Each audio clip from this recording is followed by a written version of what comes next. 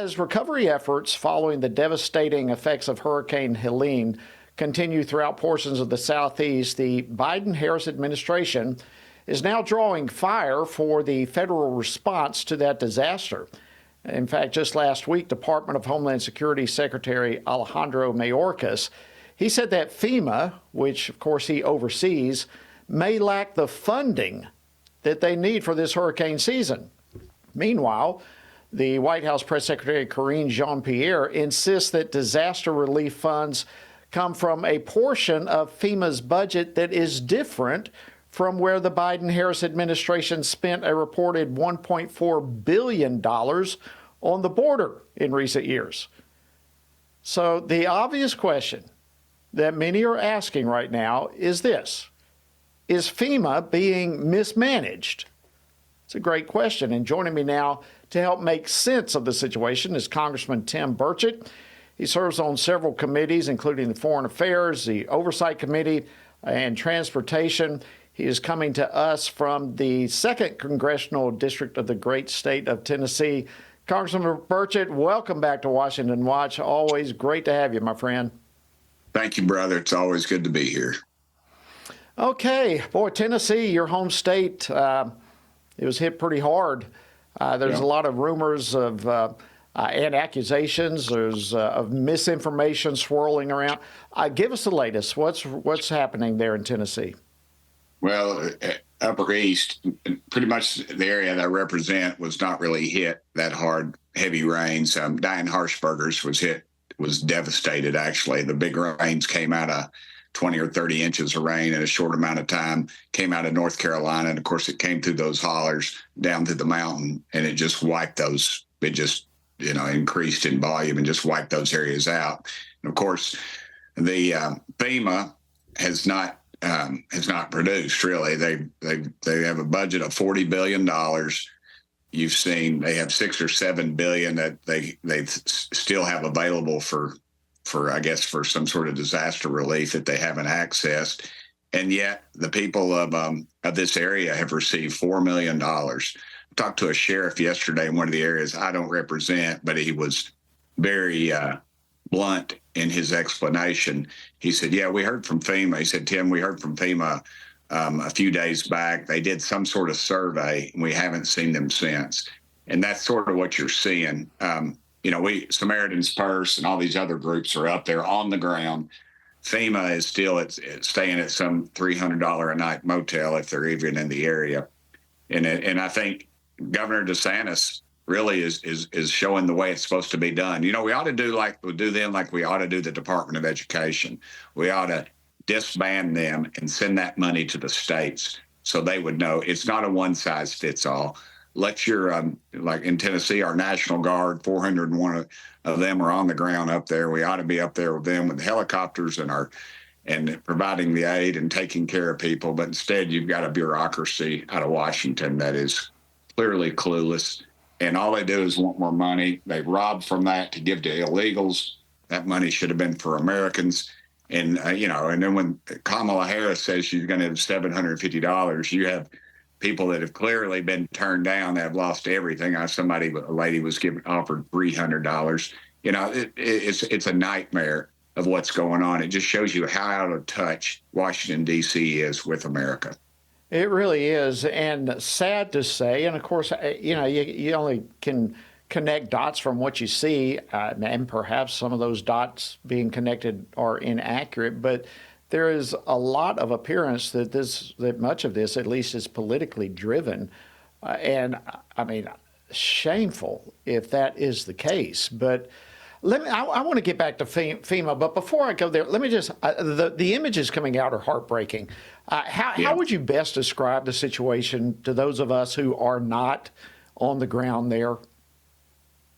Indescribable. I've heard a war zone after an atomic bomb has gone off. Just entire communities have disappeared. They're just rubble, and there's no other way to explain it. They're telling me it'll be 3 to 4 months before some of these people even have electricity or running water. And I think one thing we need to be clear: I loaded trucks this weekend with some folks. My buddy Jeremy Faison's a state rep up there, and he's been great I talk to him every day about what's going on in his district and the devastation. But you really can't imagine the devastation. And the thing we got to remember is in 3 months or 4 months, nobody's going to be talking about Upper East Tennessee or North Carolina because the Florida hurricane's going to roll through there. And we got to make sure that these people are taken care of. They're conservative, God-fearing folks, Jody. They're just wonderful folks, and they're not sitting there with their hand out. They're trying to survive. People are living in tents beside creeks to get their water, and we can do so much better for them. And we need to. And thank God for organizations like Samaritan's Purse and many churches I've been reading about are going up and down streets and communities doing all they can. But that brings us back to the point of where is FEMA? Talking points from the Biden-Harris administration is that FEMA's disaster relief funding comes from some sort of different funding bucket than the billion plus that they've spent on the border. But at the end of the day, it all comes from the taxpayers. From our back pocket. You're exactly right. And currently we add, as you know, $1 trillion to our debt load every 100 days. In 5 or 6 years, the number one thing we'll be paying is interest. And these economists say, oh, Tim, you don't understand. You don't understand how government works. No, the trouble is I do understand how government works, and they can't sell it. That's the problem we have.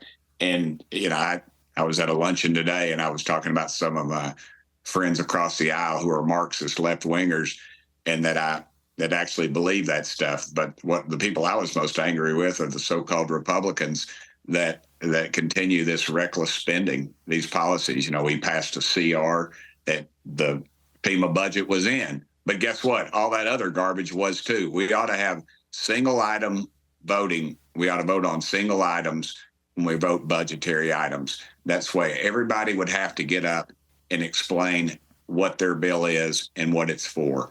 No, we do a 3,000-page bill. We get, how it is. You have 3 hours to read it. It's full of garbage. And you look in there and people are calling you, oh, I need this special project or whatever. And that's where the crookedness takes over. There's billions of dollars in there for COVID relief, and COVID's over.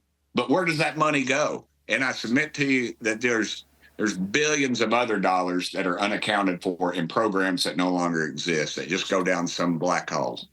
No question. All right, we've only got about a minute or so left. Congressman, look, you've no doubt you've seen communities come together, caring for one another in spite of FEMA being horribly absent. Are you seeing the communities come together? I am, more than you would ever believe. We had a little event this past weekend on Saturday, in 6 hours, our mayor here, Glenn Jacobs, helped put it on, and we all chipped in. And we were trying to fill up one tractor trailer load, and we filled 3 with food and drinks and clothing and things like that, things that are needed. And America turns out, the South, especially East Tennessee, Tennesseans, it is a volunteer state. But I would ask people to continue to pray for these folks because they are just devastated. And I'll guarantee you FEMA will use them to try to get more money, and they will not see any of it. If they do, It'll be very limited.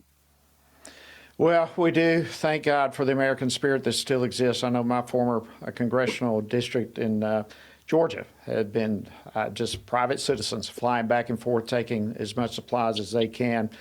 Thank you, Congressman Tim Burchett of Tennessee. We deeply appreciate all that you do for our country, and thank you for joining us yet again on Washington Watch. God bless you. Pray for our country. Thank you, brother. Absolutely.